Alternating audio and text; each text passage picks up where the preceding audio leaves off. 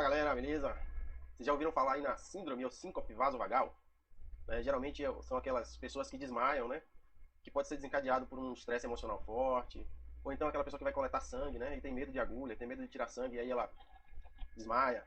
Ou uma pessoa que tem que enfrentar uma apresentação, uma plateia, e ela é tímida ou ela não tá muito segura. E aí por algum motivo ali ela também, né? Vai perdendo ali a consciência e desmaia. A gente sabe que isso é muito comum, né? Algum instinto do nosso corpo ou da nossa mente faz isso com a gente, faz isso pela gente. Porém, que instinto é esse, né? Qual o objetivo desse instinto?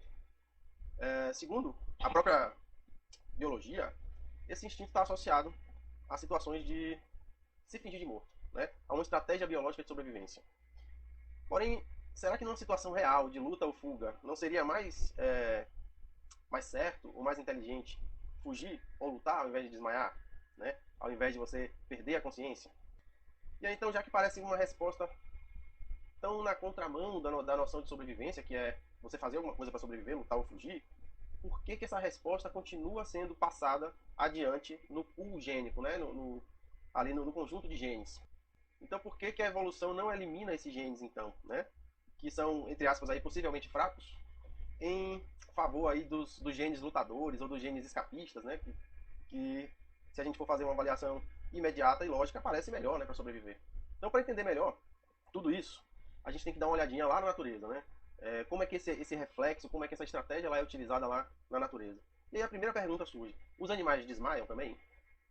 E aí uma rápida pesquisa diz que sim, né? Uma rápida pesquisa nos livros de veterinária, nos livros de evolução, de biologia, dizem que sim.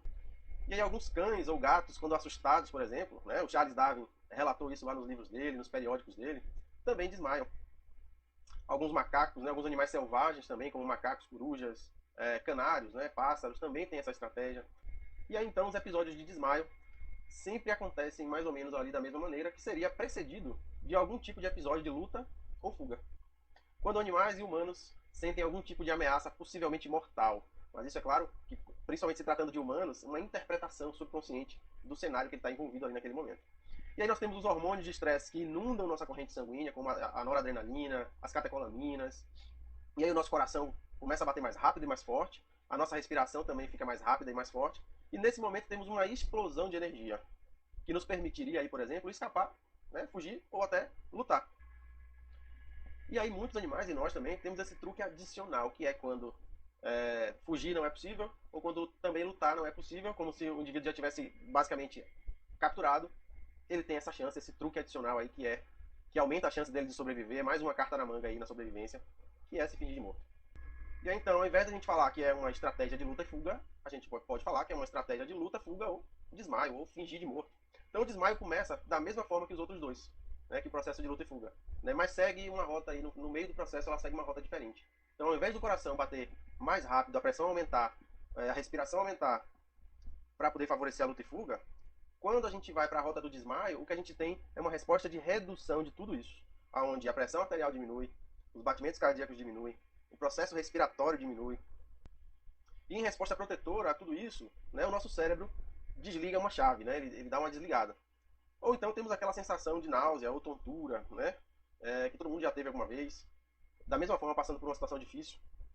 Essa sensação, tanto do desmaio quanto da sensação de náusea, de tontura, é uma resposta vagal, né, que é aquela parte do sistema nervoso autônomo responsável por digerir, descansar, né, seria o nosso parasimpático. Então, por alguns segundos, o sistema nervoso autônomo simpático se retira e o sistema nervoso autônomo parasimpático assume, fazendo com que esse indivíduo diminua o seu metabolismo. Então, na medicina, isso, né, essa estratégia biológica de sobrevivência, que seria de se fingir de morto, é conhecida como bradicardia induzida pelo medo e vagalmente mediada. Vagalmente, lógico, do nervo vago, que é do parasimpático, parassimpaticamente mediada, vamos dizer assim. Na veterinária, isso tudo também é conhecido, porém com um nome diferente, seria a bradicardia de alarme.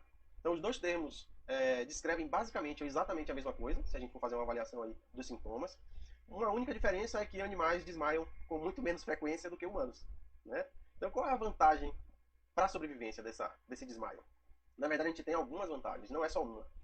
A primeira é que essa condição ajuda o animal a se fingir de morto, né? E aí o predador ele perde o interesse pelo abate daquele animal, né? Já que está morto, ele não fica mais correndo atrás daquele animal.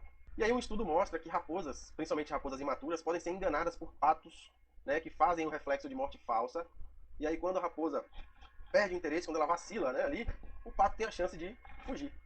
Mas é claro que isso nem sempre acontece, nem sempre funciona. Em casos, por exemplo, de raposas experientes ou mais experientes, que já passaram por isso várias vezes, essas raposas elas arrancam a pata dos patos, desculpa aí a redundância aí. Então a raposa ela arranca as patinhas, né, desse pato para garantir que ele não vai fugir. E aí mesmo que ela não abata ali no momento, ela tem a segurança de que ali ele não vai para lugar nenhum, sem pata. E aí fazendo uma relação aí com essa história da raposa aí, eu posso contar uma história que em 1941, uma mulher chamada Nina Morek, de 21 anos, fugindo de um campo de concentração, né, perseguida aí por nazistas, ela no meio da perseguição ela desmaiou. E aí ela veio acordar algum tempo depois, cercada de pessoas que foram mortas aí por esses nazistas. Depois que ela recuperou a consciência, ela viu que estava todo mundo morto, menos ela. Ou seja, a estratégia biológica de sobrevivência, né, que o corpo dela usou, favoreceu que ela continuasse viva. Outro caso é que durante a Segunda Guerra Mundial, nós temos também muitos relatos de pessoas que se fingiram de morto ali na multidão, né, dos tiroteios lá, e também conseguiram ter sucesso aí na sobrevivência. Essa estratégia também é um fenômeno comum, né, visto em mulheres que evitam, por exemplo, com sucesso, uma agressão sexual, desmaiando, e aí o agressor, né, também, em alguns casos, perde o interesse ou se desespera de alguma forma, e ela tem a capacidade de sobreviver, de fugir. Então, quando lutar e fugir não é uma opção, fingir de morto pode ser uma chave aí da sobrevivência, como nesses casos que a gente falou aí. No mundo dos insetos, por exemplo, as fêmeas entram em tanatose, que é exatamente o processo de se fingir de morto, para fugir de cópulas indesejadas. Então essa é a primeira, né? Essa é a primeira questão. Se fingir de morto faz com que o predador ou que o agressor perca de alguma forma ali ou momentaneamente o interesse pela caça. Né? A segunda questão, também relacionada à sobrevivência e a essa estratégia de sobrevivência, é que ela ajuda o animal vulnerável a ficar o mais quieto possível. E aí cientistas canadenses, né, avaliaram, aí fizeram um estudo com cervos, colocando para eles ouvirem, fazendo uma experiência, colocando para eles ouvirem uivos de lobos que eles tinham gravado. E aí eles perceberam que o cervo bebê, né, um cervo filhote, respondeu a esses uivos aí com bradicardia de alarme, ou seja, desacelerando todo o seu metabolismo. E aí eles perceberam que isso era uma vantagem de sobrevivência dos filhotes. E aí eles fizeram uma relação disso também como isso sendo uma vantagem de sobrevivência dos filhotes, por exemplo, quando as mães se ausentam por muito tempo e deixando eles sozinhos para quando a mãe precisa buscar alimento, né, buscar comida. Então isso favorece com que eles não sejam percebidos, eles ficando mais quietos possível. E aí fazendo mais um paralelo em relação a essa questão aí dos servos, na noite de 18 de janeiro de 1991, na Guerra do Golfo, mísseis lançados aí pelas tropas iraquianas explodiram comunidades israelenses. Os cidadãos eles foram alertados por sirenes, né, antiaéreas, uivantes, né, fazendo aí também uma relação com o uivo dos lobos aí. A população era instruída a colocar máscaras de gás, porque as bombas poderiam ser gasosas também, poderiam ser químicas, e buscar abrigo. E naquela noite, onde teve esse bombardeio, 3 mulheres estavam em trabalho de parto numa maternidade ali. E aí as enfermeiras notaram algo incomum nos monitores fetais, né, nos aparelhos que estavam monitorando os bebês na barriga das mães lá. Então os batimentos cardíacos desses bebês aumentaram de repente e inesperadamente desapareceram, ou seja, diminuíram muito por uma fração de tempo de mais ou menos 2 minutos. Então isso mostra que mesmo antes do nascimento nós já estamos equipados com essa defesa antipredador e que a gente reage aí exatamente igual aqueles filhotes de cervos que eu falei anteriormente. E esse equipamento que a gente tem, que ajuda a gente a manter-se imóvel, né, com diminuição do metabolismo diante de um perigo específico, é uma estratégia muito eficaz para ajudar a gente a desaparecer.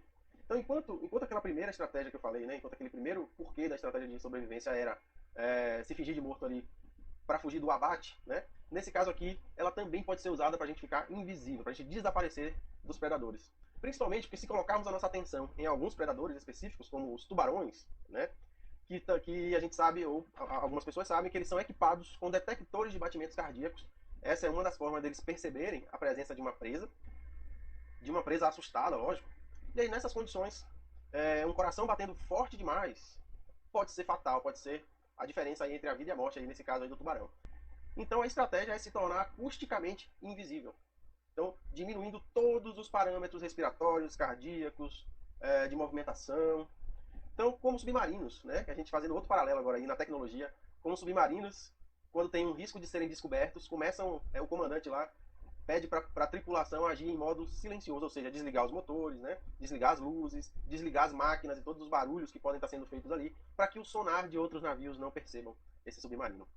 A Volvo, por exemplo, aquela marca de carro, já sugeriu carros com detectores de batimentos cardíacos que poderiam avisar os condutores aí dos veículos a presença de um intruso no banco de trás do carro. E aí, então, a seleção natural, esse tipo de seleção natural, ela favoreceu peixes que tiveram a capacidade de, entre aspas, aí, desmaiar. Ou seja, fizeram com que espécies continuassem existindo através dessa estratégia de sobrevivência aí. Então, a bradicardia de alarme protegeu animais de todas as espécies, na verdade, e agora ela persiste em nós, no nosso sistema nervoso autônomo. Então, mesmo sabendo que a maioria de nós passará por toda a vida sem enfrentar uma única ameaça real de um predador animal, essa é uma estratégia biológica de sobrevivência que tem muito a nos ajudar. Então, por isso, essa estratégia aí, por a gente não viver questões reais tão frequentemente, geralmente quase nunca, né, de ameaça de predador real, por isso ela parece tão inadequada e muitas vezes é vista como um sinal de fraqueza, um sinal de covardia, né, de retirada. Ou ela pode parecer inútil ou um ato de derrota, mas dado o poder que ela tem, dado o poder protetor que ela tem, talvez seja a hora da gente repensar aí essa versão nossa sobre o desmaio em si, não sobre a síndrome vasovagal, né, que é o conceito em si, mas em relação ao desmaio, em relação às pessoas que desmaiam, né, que tem essa característica. Então ela pode interromper, por exemplo, esse desmaio aí pode interromper um perseguidor, pode neutralizar um conflito, pode permitir a fuga. Então pode ser aí a diferença entre você viver ou morrer, ou até de você passar por alguma situação difícil ou não. Então essa é mais uma forma, minha gente, de ver a síndrome vasovagal, né, de ver o desmaio, né, associado à síndrome vasovagal de um ponto de vista diferente, biológico, com estudos associados, né, baseado aí nos conceitos da medicina germânica e da biologia evolutiva. E eu realmente espero que vocês tenham gostado. Gratidão.